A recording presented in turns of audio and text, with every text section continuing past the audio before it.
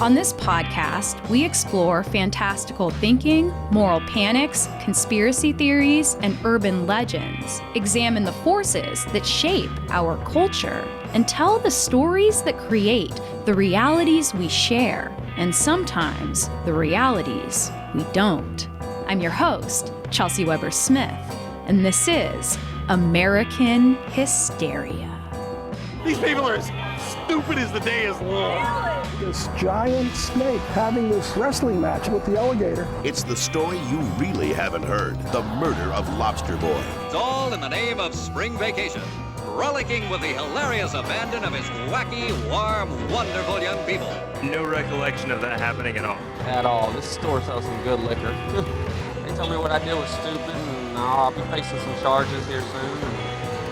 And probably go to jail, probably not. We'll see.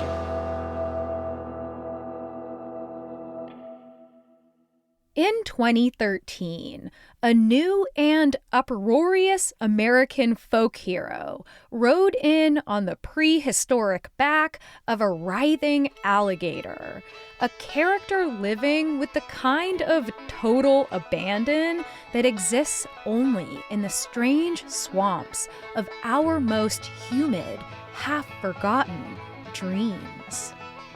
In the age of social media clickbait, the meme known as Florida Man became what I believe to be a permanent archetype, one that continues to gather power through a variety of unhinged mugshots and bizarre local news headlines, such as Florida Man driving with clown mannequin had live grenade in his pickup truck. Florida Man tries to evade arrest by cartwheeling away from cops. Florida Man tries to walk out of Walmart with chainsaw stuffed down his pants. And of course, Florida Man walks into stranger's home, removes clothes, starts shouting 5, 6, 7, 8, Grandma, Grandma. And though Florida Man memes are irresistible in their passing absurdity, we also know in the backs of our minds that there are far more to these stories. Unfunny parts, drug addiction, mental health issues, the prison industrial complex. But these are issues that exist in each and every state, and yet only Florida has a superhero, bumbling as he may be. So today we will ask the question: what is it about Florida that produces our Florida men, or Florida women, or Florida non-binaries, all of whom shall live under the title Florida Man today? We'll look at the unique history of what's been called the weirdest state in the nation, with its invasive swamp creatures, its cracker cowboys, its rum runners, its freak show retirement community, its spring breakers, and its shady presidential election, to see how the groundwork has long been laid for Florida Man to rise to the status of the legend we know today. Just like the modern era, the intellectuals of America have always had their feelings about Florida. Transcendentalist Ralph Waldo Emerson called it a grotesque place in 1827, and writer Lawrence P. Lessing summed up the general perspective well in a 1948 Fortune magazine article.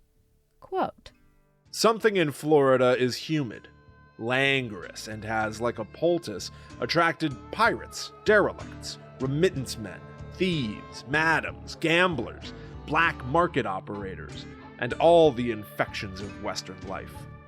Here in one concentration may we study with a kind of fascination all the ulcers of the modern world."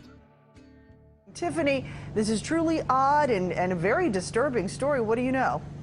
Cynthia, certainly a first for me in my career. You know, police sources are telling me that the man rushed here to this hospital had no face left, that he was completely unrecognizable after this attack, an attack that the city of Miami police are not officially giving us much details about. The eyes of the internet shot to the southernmost state as unthinkable news broke on May 26, 2012, the story of the bath salt-crazed, face-eating zombie that the always sensitive media dubbed the Miami Cannibal. A Florida man had stripped off his clothes in the middle of the day and then attacked an unhomed man, wrestling him to the ground before clawing at and then eating parts of his face.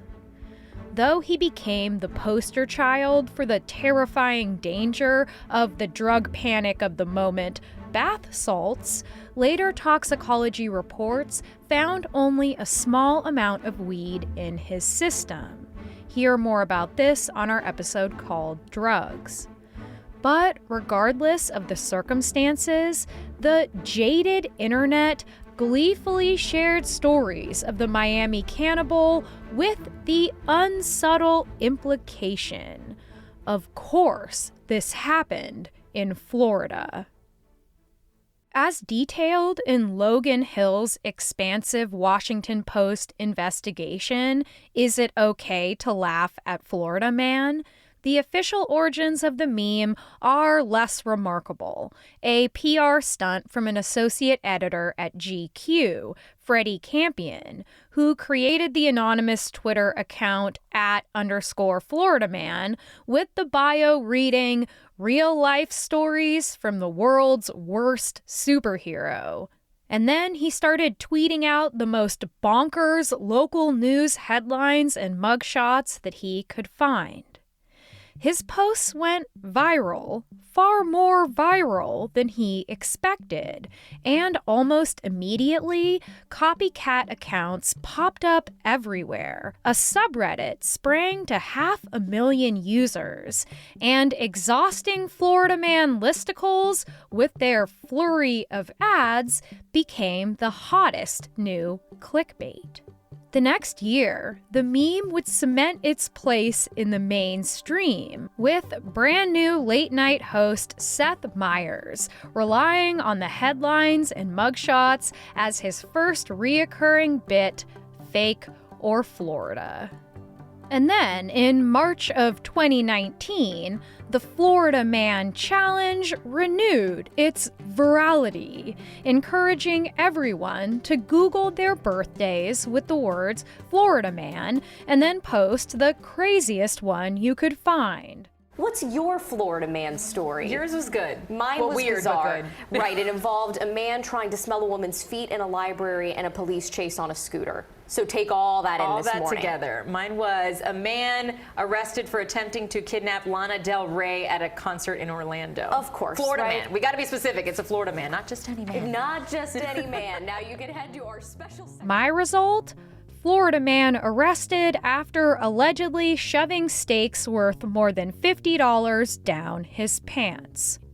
It's interesting that while so many of his memic colleagues of yore went the way of nostalgic obscurity, Florida Man has been a consistent joke going on 6 years, remaining fresh with each new offering from America's favorite freak factory. The go-to explanation for why the Florida Man trope exists, and it is indeed part of the story, is often Florida's government in the sunshine law, which allows anyone to gain access to much of state and local government records. Passed after the Nixon-Watergate scandal of the 1970s, the idea was to give the public access to what their elected officials and tax dollars were actually doing behind the scenes. However, these open government records also include police reports and mugshots, all the content needed for any sensational content machine. These records are requester-friendly, meaning that one need not provide much information at all about themselves or their intentions. This issue certainly gives us a logical explanation for Florida's supremacy when it comes to noteworthy arrests. But it doesn't totally account for the phenomenon either. Although Florida's laws are some of the most liberal, a lot of other states offer similar access to the same type of records. And since absolutely outrageous stuff happens in each and every state, as we can all attest to, we still must ask the vital question: what is it that makes Florida so special? When you hear noise nearby while riding your bike on a path through the Everglades, it really gets your attention. It was just this giant snake, the Burmese python, that was having this wrestling match, I guess you would call it, with the alligator. And you would see the snake rolled up, and you would see the alligator's tail moving under the water. Then it would flap over the water, trying to hit this python in the head with its tail, and it always missed, and you would hear another. We can begin our study of Florida Man by looking at his strange surroundings, an environment and climate very alien to the rest of the United States.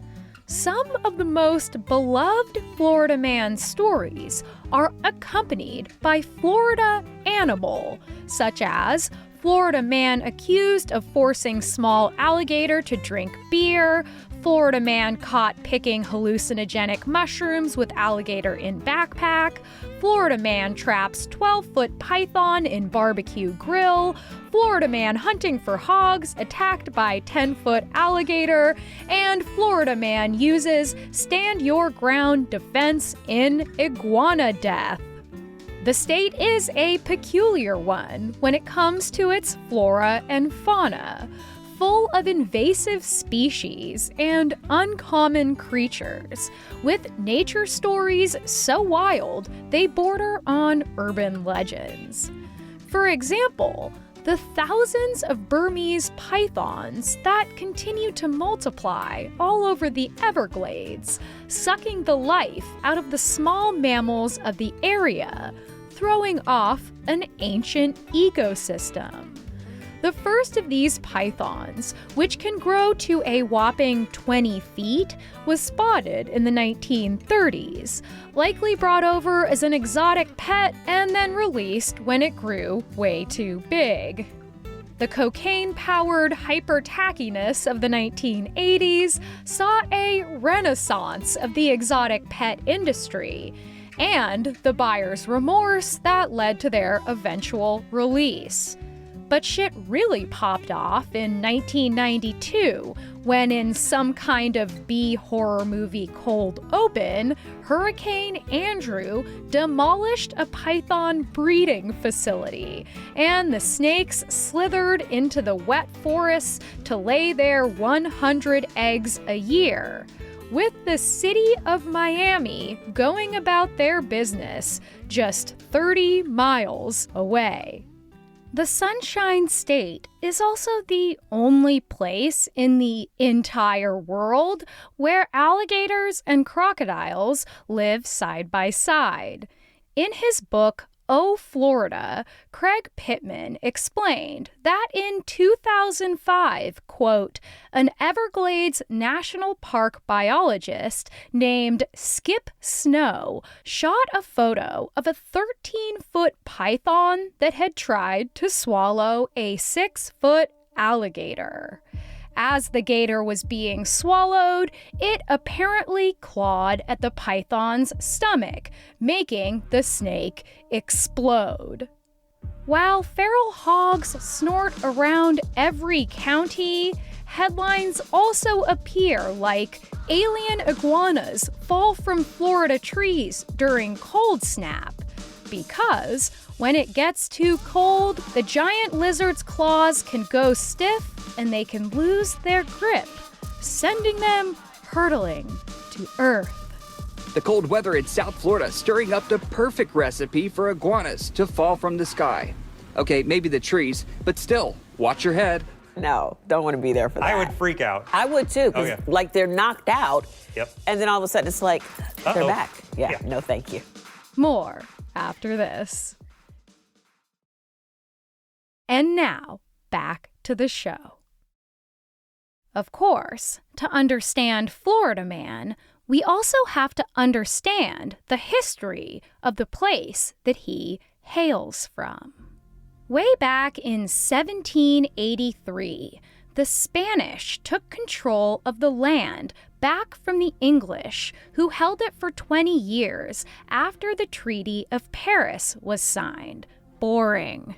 So most of the British occupants headed north, and since the Spanish weren't rushing in to populate the area and didn't send enough soldiers to patrol the border, the area took on a life of its own. It became an attractive option for those escaping slavery, as well as free Black people and Indigenous people seeking a life off the grid of white supremacy.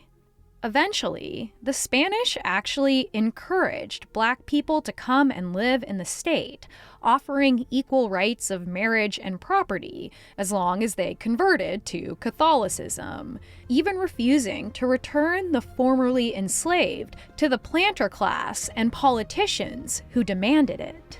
There were others, too, who came from the backwoods of Georgia and South Carolina, Anglo-Saxons, as well as Irish and Scottish immigrants who sought a different life outside of the crushing conditions of poverty and indentured servitude, becoming known as the Florida Crackers. Some of these new residents would create their own counterculture and their own shadow economy, working as rustlers for cattle kingpins, both legally and illegally, with virtually no regulation. Their moniker was likely gained through the loud sound their whips made as they ran cattle from place to place in their signature style. Now, to get a feel for the general vibe of the chaos of a lawless cracker life, the area was prone to mosquito-assisted epidemics, and the Crackers believed the antidote to these ailments was to shoot off cannons into the sky. Perhaps the first known Florida man, Bone Mizell, was born in a tiny community called Horse Creek in 1863, one of 12 children who grew to be a pale and bony 6'5", disheveled and devilishly good-humored, a fun drunk, a crazy drunk, a tried and true, bare-knuckled wild card. Bone was the man you went to when you needed to ID a cattle brand, or if you needed a cattle brand altered slightly in order to conceal its origins. He became well known working for some of the richest cattle kingpins in the country, and it was said that Old Bone could kill a fly on the rear of a cow with his bullwhip while standing 18 feet away without the cow even noticing. And then, as always, in came the coastal elite to study the peculiar sociology of the Florida man. The famous artist and writer Frederick Remington had made his name as an oil painter of heroic cowboys and dangerous Indians, contributing in no small way to the archetypes of the Wild West that last to the present day. At the behest of Harper's Magazine, Remington would head down south in 1895 to meet this early relative of the cowboys he so revered, to learn their ways, to paint them into history. Well, let's just say that what Frederick Remington found down south was not quite as romantic to him as what he had found out west. His article described the Florida Crackers as, quote, Wild-looking individuals, whose hanging hair and drooping hats and generally bedraggled appearance would remind you at once of the Spanish moss, which hangs so quietly and helplessly to the limbs of the oaks out in the swamps. The only things they did which were conventional were to tie their ponies up by the head in brutal disregard and then get drunk in about 15 minutes. Out in the wilderness, low-browed cow folks shoot and stab each other for the possession of scrawny creatures not fit for a pointer dog to mess on. Beside these descriptions was a black and white sketch of a man wearing a low hat and sitting on a horse titled Bone Mizell. The first Florida man was officially in print circulation. Now, Frederick Remington was not alone in his opinion of the local color. A French intellectual called the Comte de Castelnau, or something, who had passed through the area, called the Florida Crackers, quote, dull, sturdy, bold, addicted to drinking. They leap about and howl and make no effort to restrain their passions. They are not checked by human laws. These cannot reach them in the midst of the woods. These men know no other power than physical force, and no other pleasure than carrying out their brutal passions. He felt it especially noteworthy that the folks of the area loved, and I mean loved, to watch a good brawl, literally waiting around in the town square while they, quote, imitate a cock and cry out from on horseback, I am a horse, but I defy anyone to ride me. The Florida Crackers created enough intrigue that by the early 1900s, they were the focus of some of the earliest Technicolor movies, ones that showed endless scenes of ragged cowboys who stabbed, shot, drank with abandon, and cheated their way through a series of misadventures. Bone Mizell died in 1921 at the age of 58, and legend has it that when asked why he would not be performing an autopsy, his doctor replied, I don't have to test him. I know that right now old Bone would test a good 90 proof. Considering the year of his death, I have to honestly wonder if Bone died just so that he would not have to endure the coming decade of vice control that he would have absolutely freaking hated. But it was this era of restriction that would actually change America's tune when it came to the Sunshine State, because at this time, he was their only hope. It's a bird. It's a plane. No, bitch. It's Florida Man. Two people at the center of this now viral video showing a man chasing people around this convenience store in Jacksonville with an alligator. Well, they are now facing charges. He takes the animal in the beer fridge as well. I don't even remember coming up here. We asked where the alligator came from. No clue. No clue. I literally came to the store and he was in the back of the truck. They told me what I did was stupid and I'll be facing some charges here soon and probably go to jail, probably not. We'll see. Today, drunken antics are one of the cornerstones of the Florida Man meme. For example, Florida Man gets DUI after driving scooter into Walmart shelves. Drunk Florida Man tries to use taco as ID after his car catches fire at Taco Bell. Florida Man struck by car asks if beer is okay, and Florida Man charged after calling 911 over lack of vodka. But a century ago, in the era of 1920s prohibition, this lack of vodka was a widespread woe, and Florida Man had to ask himself, who would he be if not for the nectar that powers him? Many thirsty tourists from all over the South were asking themselves the same question. And when a solution presented itself, they began a long courtship with the state they once called unsavory. A cool 60 miles from Grand Bahama Island and its 9 liquor-producing operations, the Florida coast was easily accessible by boat via Jamaica and Cuba, and massive amounts of booze were smuggled in daily, wrapped in brown paper like fish or mixed into wooden boxes full of produce and other goods. Some carried liquor in large metal containers attached to the bottom of their ships, able to cut a rope and send it to the bottom of the sea at the first sign of the Coast Guard. For a free bottle, fishermen would take up posts as lookouts, proud to serve the rum runners for the greater good of their communities and for the greater good of themselves, just like the prominent politicians and authorities who were content to look the other way, for a healthy enough bribe, that is.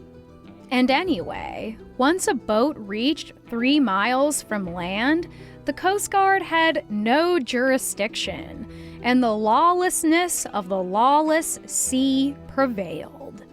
It was here that dozens of large ships would drop anchor in a long line dubbed Rum Row, a hub where buyers in smaller boats would load up with booze and head to shore, able to outmaneuver the water cops and deliver bottles directly to vehicles waiting in clandestine locations. But as competition grew, each ship needed something to set them apart from their competitors, and Rum Row would become something out of the Pirates of the Caribbean ride. The larger ships threw full-blown soirees, complete with exuberant bands and happy hour specials to attract new buyers and sightseers. Some flew banners advertising these unregulated parties, going so far as advertising sex workers who wisely charged twice their fee when consorting with these likely extremely annoying men. If a ship was busted by the Coast Guard or Rum Row had to chill out for a second to wait out a potential raid, there was no shortage of daredevil pilots in small planes, many of whom learned their skills in World War I, willing to load up a cabin full of rum and shakily navigate their way through the winds to ramshackle landing strips scattered across the state. I came down to Daytona to meet some gorgeous, tall, blonde-haired, brown-eyed, good-looking tan guy, and really, and I think there's not. I came here to get. No, I can't say that, can I? It should come as no surprise then that the first spring break college party celebration was held in Fort Lauderdale in 1938, slowly growing in popularity through co-ed word of mouth until 1959, when Time magazine printed an article titled "Beer and the Beach," with one young man telling the reporter, quote, "It's not that we drink so much, it's that we drink all the time." The next year, a movie starring a young Connie Francis and George Hamilton, based on a book called Where the Boys Are, showed America the sexy scene at Fort Lauderdale, following 4 female college students who head south straight out of the safety of the Midwest and into the dangerous underworld of spring break. It's all in the name of spring vacation, rollicking with the hilarious abandon of his wacky, warm, wonderful young people. Last warriors rock me! As they bring good cheer and confusion to the natives and hysterics to the audience in the screen's biggest bonanza of bang-up entertainment. Where the boys are. The movie more than doubled the attendees the next year, inspiring tens of thousands to test the boundaries of their suburban-era conservative values, ready to get absolutely shit-faced and hook up with an alluring stranger or 3. But the heavy petting and all-night necking of the 1960s soon gave way to the far raunchier 1970s, and free love found a home in Fort Lauderdale, with public displays of all kinds of affection, and cool games such as balcony diving, that is, climbing from balcony to get to new parties on different floors, often while holding a beer at the same time. Hotel rooms were destroyed, property-damaging pranks were pulled, and the unrelenting pandemonium continued to amp up and outrage locals, with each passing year giving us new wonders: the wet t-shirt contest, the floating dance platform, the three-way kiss, all of which were soon projected across America by the 1980s as part of MTV's Spring Break that premiered in Daytona Beach and then later beamed directly into my preteen eyes as I sat cross-legged on the carpet thinking that maybe one day I could go to Spring Break too. It seemed like this was the place to party in America, and pop culture was yearly saturated with this massive frat party that came to define our image of Florida. And yet, somehow, these out-of-control fuckboys rarely became our Florida men. More after this. And now, back to the show. Goofing their preppy faces up for their mugshot has become a little rite of passage among drunken spring breakers. But those shots just don't do it for us. We are not impressed. They don't have that X factor we are looking for. We want something more like Jerry Springer than Spring Break. As you can hear about on our episode called Trash Talk Shows, these programs are the spiritual child of the traveling freak shows of yore. And similarly, there seems to be a freak show legacy in many Florida Man memes, conjuring images of tattooed men who shocked and awed Americans in sideshows traveling from coast to coast. While these co-eds were growing Spring Break into a cultural phenomenon throughout the 1960s, just 4 hours away, a very different kind of scene was unfolding. You see, every winter, these so-called freaks in their traveling sideshows had to occupy themselves until the next summer season, with a great many going full snowbird, spending their winters warm on the west coast of Florida.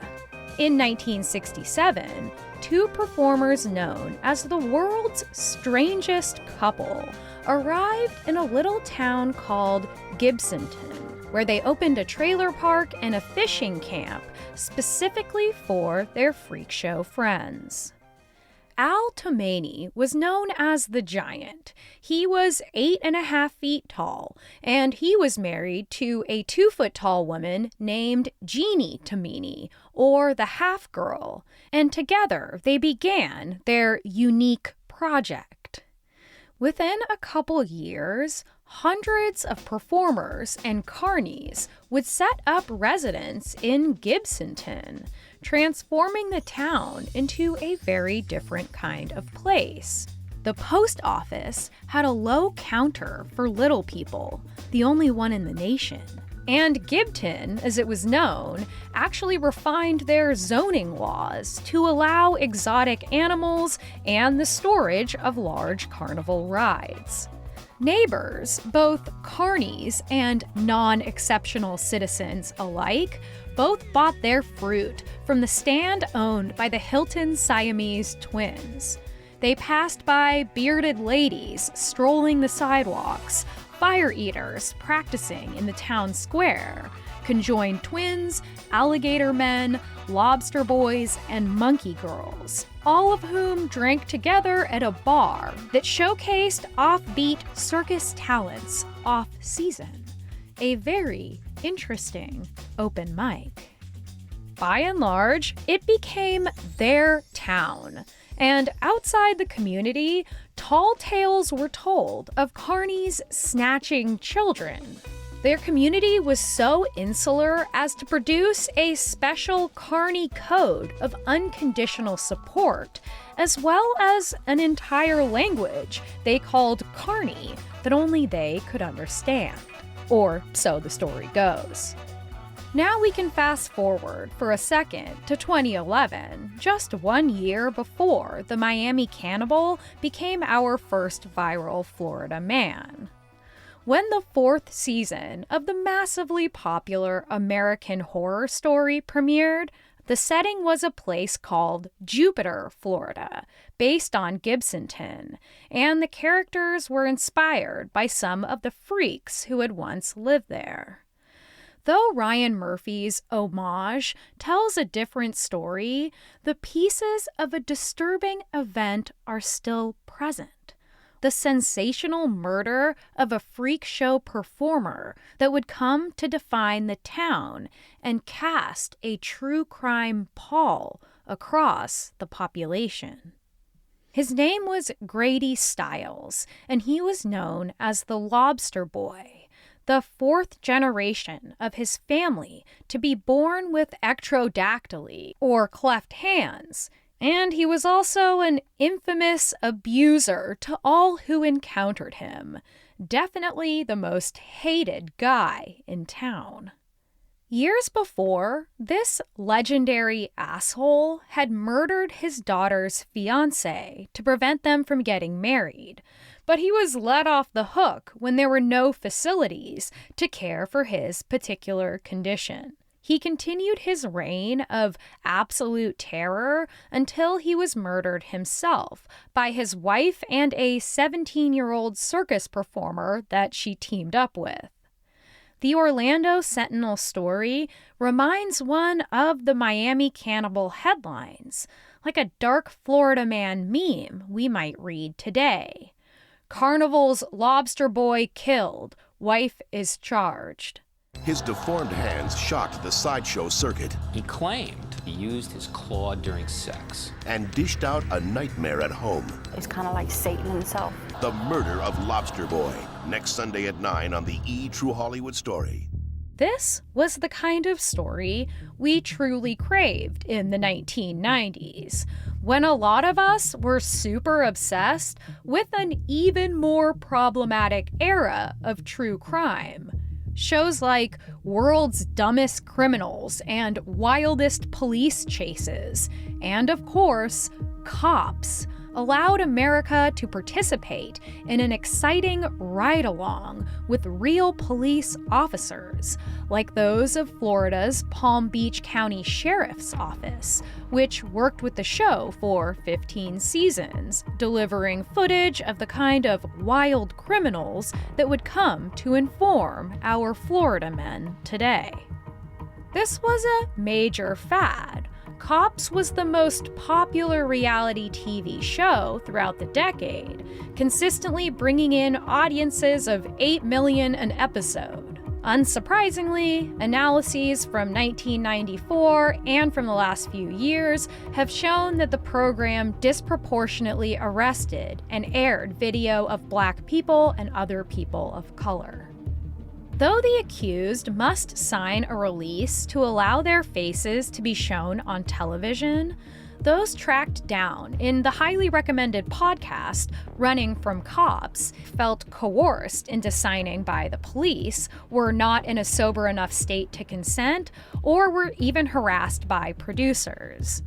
Many of those arrested on episodes of Cops later had their charges dropped, and yet the episodes will never be pulled from circulation. Everyone just assumes they are guilty. Laughably, each episode opened with the line, "All suspects are innocent until proven guilty in a court of law." There are more than 1,000 episodes out there, and they often play more than 20 times a day across all channels. As bad as this is, and it's bad, when it comes to Florida Man, there isn't even a waiver. The mugshot and charge and police report are all public, and pretty much anyone can use it pretty much however they want, pretty much forever. I think that the Bushes are intentionally trying to rig this election. It's a lot of whining and complaining about the outcome of an election that didn't go their way. There are dimpled ballots, there were ballots with creases, there were ballots with lipstick on them, there were ballots with handwriting on them. Bush won twice! Bush won twice! These people are as stupid as the day is long. Really? Where are you getting the votes from now, buddy? When you get the Where are you getting the votes from now? Let us see the ballot! Let us see the ballot! Florida, long comfortable in its freak show-esque spotlight, would soon enter the far darker freak show that is American politics. In the year 2000, the state would become the vitriolic battleground for the future of the nation, the election between Democrat Al Gore and Republican George W. Bush. It was the pivotal state whose electoral college votes would decide the next president of the United States. At this time, claims of election fraud, of election interference, of conspiracy were the domain of Democrats. But let's just say in this case, there were perhaps more legitimate grounds for a recount, considering the race came down to a meager 537 votes. At first, based on faulty exit polling, all the major networks had called Florida in favor of Gore. Big mistake. Soon, Fox would challenge the results. Gore would concede, then unconcede, the vote margin so slim that a recount was actually automatically triggered by state law. What followed was a shit show of the highest order, with confusion over misleading and poorly punched out ballots, with accusations of corruption when the conservative-leaning Supreme Court took George Bush's side, with help from his brother, Jeb Bush, then governor of Florida. To this day, disagreement exists about just who won Florida, no matter the fact that Gore had won the popular vote by 500,000. The state's seemingly shady role in securing a Republican presidency left a bitter taste in the collective Democratic mouth, with The Daily Show's Jon Stewart calling Florida a, quote, giant cockroach-choking, hazard-infested, Hooters dining, reptile-abusing, Everglades draining, election ruining, stripper motorboating, ball sweat scented, genitalia shaped, 24-hour mugshot factory. And in fact, the Florida man we know today would be nothing without the coveted mugshot, the accoutrement that makes or breaks the headline. The face tattoos, chaotic hair, wild red eyes, drunk mouths, 1,000-yard stares, some unique quality that grabs the eyes of the public like posters lining the outside of a sideshow tent. But unlike the sideshow performers of the past, who had control over when and how they presented themselves, Florida Man is different.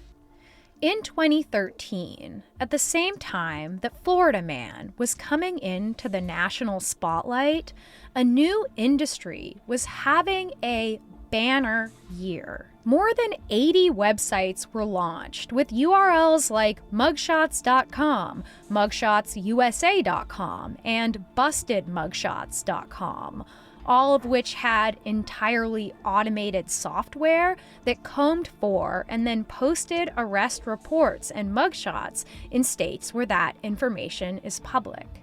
On just one of these sites, you could find 15 million mugshots, with infinite ugly ads popping up and lining the homepage, the way that these websites make money. But don't worry, some of these companies are reasonable, generous even, willing to take down the mugshot if requested by a person who can prove that they were not convicted of the crime. Many others charge a fee to remove the photo no matter what. And if that's not fucked up enough for you, there is a second industry known as the reputation management industry. Companies that offer to clean up your Googleable online profile for the eyes of potential schools, employers, or relationships. One service they offer is the removal of mugshots on these tabloid sites. But here's the thing. Sometimes these two entities, the mugshot publisher and the reputation management company, are two arms of the same business. It's a pretty dark scam that has led to extortion lawsuits and the arrests of those who profit off of what the American Bar Association called in 2018 an online extortion scheme. Of course, getting a mugshot removed from one of these websites only goes so far. A lot of times, it's pretty much impossible to remove anything completely from the internet. As a comparison, we can actually look all the way back to the advent of photography in the 1800s, when rogue galleries began popping up in cities across the country, with local authorities photographing those they arrested, and then inviting the public to come look at a room full of these framed outlaw mugshots. If the accused were proven not guilty, then their pictures were turned toward the wall. So, just like today, they never fully disappeared. Despite Florida's history as a Spanish territory that once gave equal rights to the formerly enslaved, after its transfer back into American hands in 1845, it became a Confederate slaveholding state. After the Civil War, the Florida legislature sought a way to fill the gaps missing since the outlawing of slavery, and they, along with other southern states, created the Black Codes, arresting mostly black men on trumped-up or fabricated charges. In addition, they created a system of convict leasing in which prisoners could be used as free labor for both private companies and public government projects. In an attempt to attract wealthy residents and to increase its population and power, Florida kept its taxes historically low, balancing their budget by using this prison labor to build the infrastructure they needed, with the assumption, of course, that all this would help the economy and then trickle down. The prison population increased almost tenfold, jumping from just 125 in 1881 to 1,071 in 1904. Throughout the 20s and 30s, convict leasing practices would slowly be made illegal throughout the southern states and then formally outlawed by Franklin Roosevelt in 1941.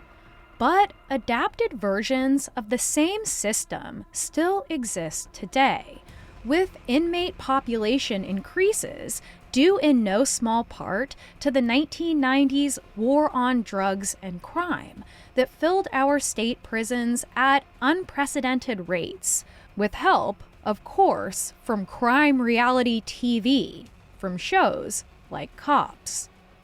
But as has always been the case, the middle and upper class, drunken, unruly college students of spring break who are corralled into special chain link jails stationed across the beach will likely not face the same kind of consequences as Florida Man, or they'll at least have the resources needed to save their reputations and their future.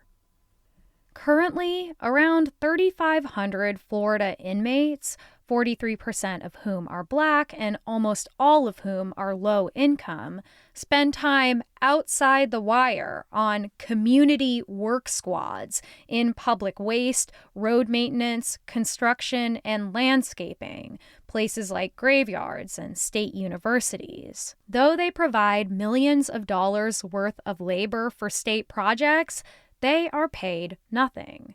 Florida is one of only 7 states, the others being Alabama, Arkansas, Georgia, Mississippi, South Carolina, and Texas, that provide zero monetary compensation for this work. Over the years, Florida has gutted educational programs that have proven to help inmates not reoffend, while providing very limited or functionally useless vocational certificates, even for those who've become extremely proficient in the field that they're working in. This makes it far more likely that the inmate will reoffend and end up back in the same prison, able to provide more free labor for the state.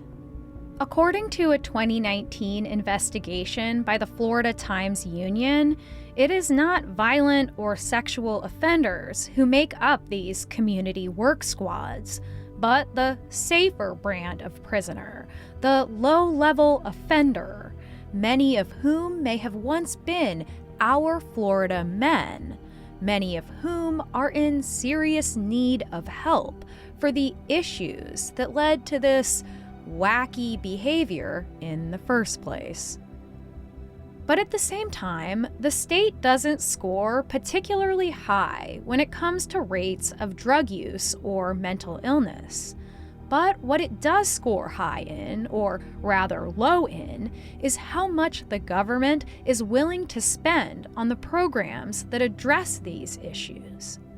For years, Florida has ranked 49th in per capita spending for public mental health-related programs, with Mississippi spending 3 times as much and Vermont spending 10 times as much.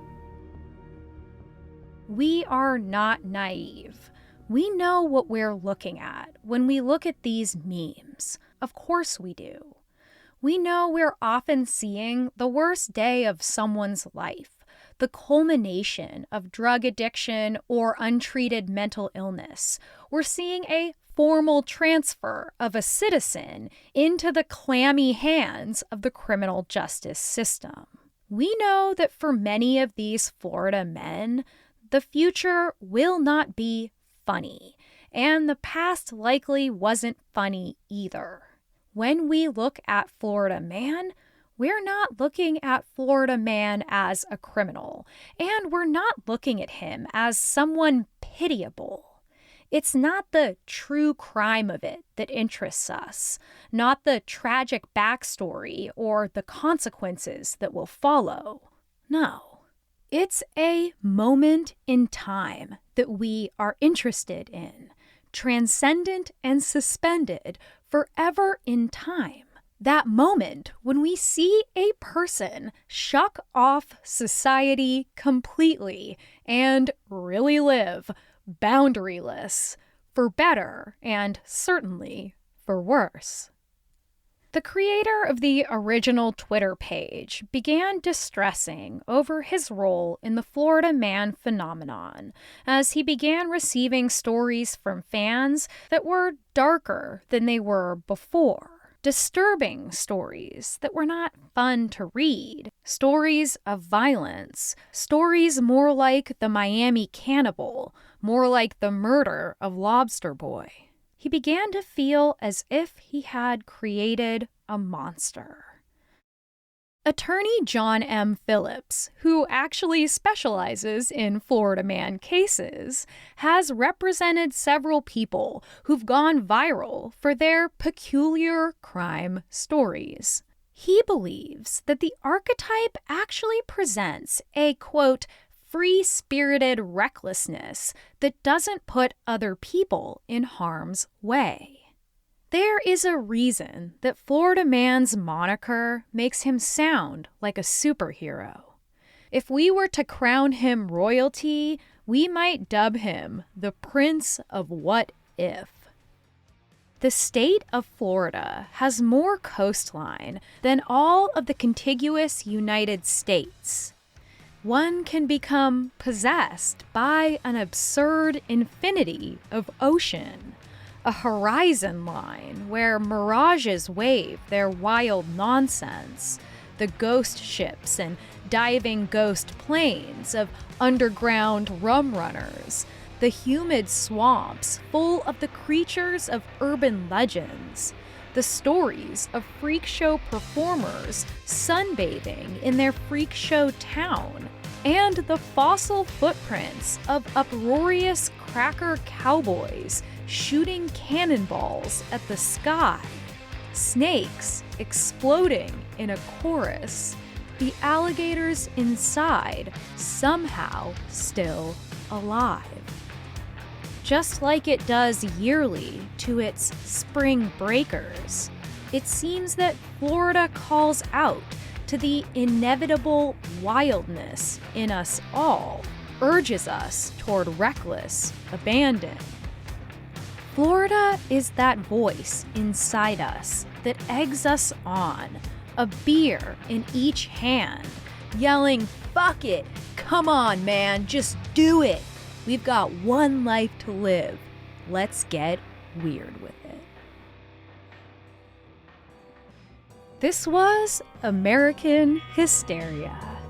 If you want more of our show, you can head to patreon.com/American Hysteria to get ad-free episodes, as well as access to Hysteria Home Companion, a talk show and sometimes a live stream where producer Miranda and I discuss all the hottest gossip from the cutting room floor. That's patreon.com/American Hysteria.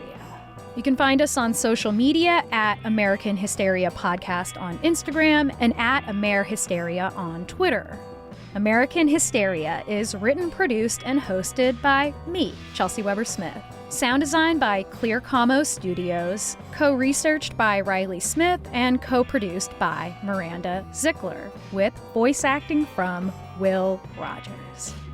Thanks as always for listening, and may you honor the Florida man inside yourself, within reason, okay? Have a great week.